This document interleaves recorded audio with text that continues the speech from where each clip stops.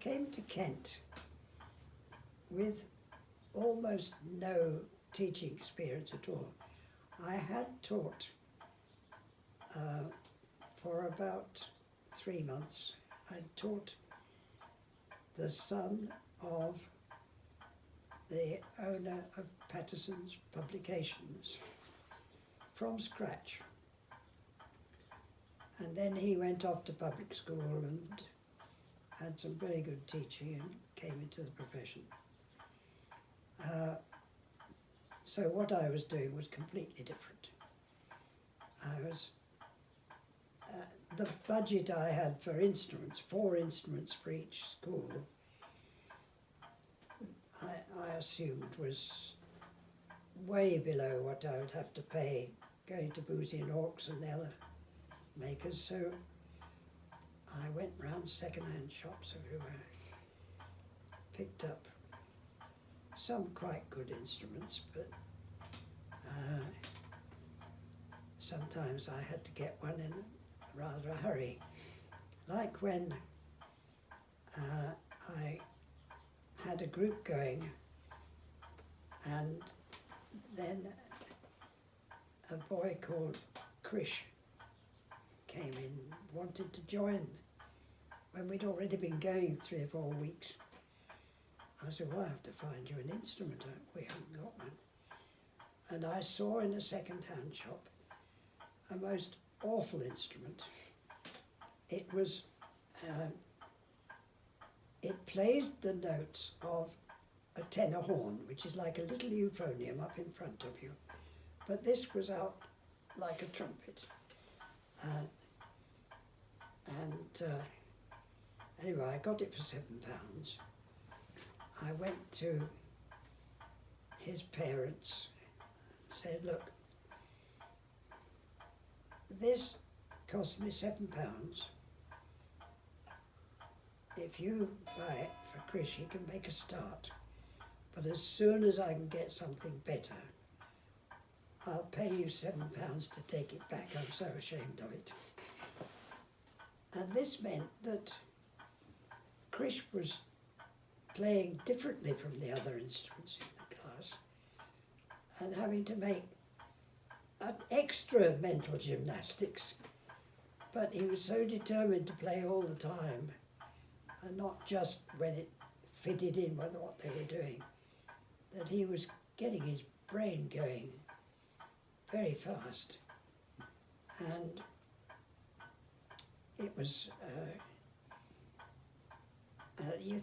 I think of teaching as being a very slow burn, but when you've got somebody with a brain like that, it seems quicker. He got a place at the Royal College of Music, and right at the end of his time there, he applied for one of the most difficult positions as a first horn, the BBC Concert Orchestra.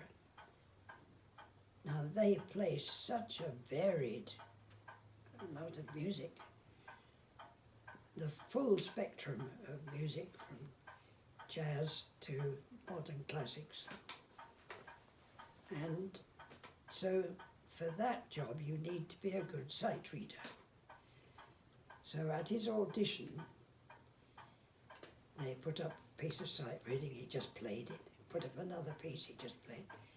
5 or 6 pieces, he just went through them. So he was the obvious person for the job.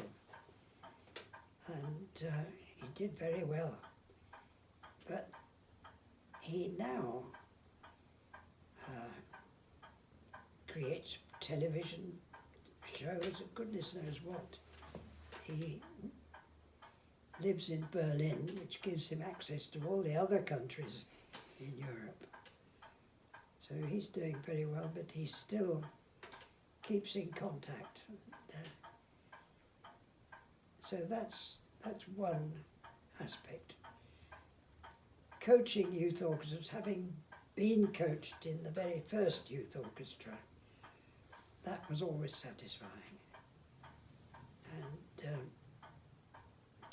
then to have one of your pupils sitting next to you as your second horn in the what started out as the Kent Chamber Orchestra and then became Kent Symphonia. And especially when we played Wagner's Siegfried Idyll, which has special horn parts. And then to see Peter go on to play in BBC Northern Orchestra, that's now called the BBC Philharmonic. And then he rang me up and said, you know, after a few years there, you know, the Philharmonia have got a vacancy for second horn. Do you think I should go for it? I said, well, go for it. And he did, he got it. And a few more years, he went to Covent Garden, spent a few years there. Then he went to the Coliseum, English National Opera. He was second horn there. Second horn to another of my pupils. And what was so wonderful about it was that at his last performance, they have what they call surtitles for the operas so that you can have an English translation of what's going on. Before the performance started, something like, many thanks to Peter Blake, who after 25 years with us is now retiring. I've never known anything like that happen. Quite unique. And of course to feel that a lot of my, well, all my early pupils are now retired. And another one of that generation was a tuba player, and he came to the first group and I was allocating instruments,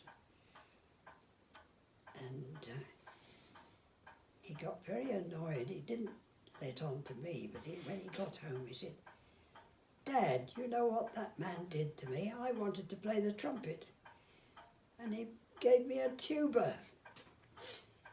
And he had a great career as a tuba player, and at the 50th anniversary of the Kent County Youth Orchestra, he came bouncing over to me and said, "Thank you so much for 50 years of fun."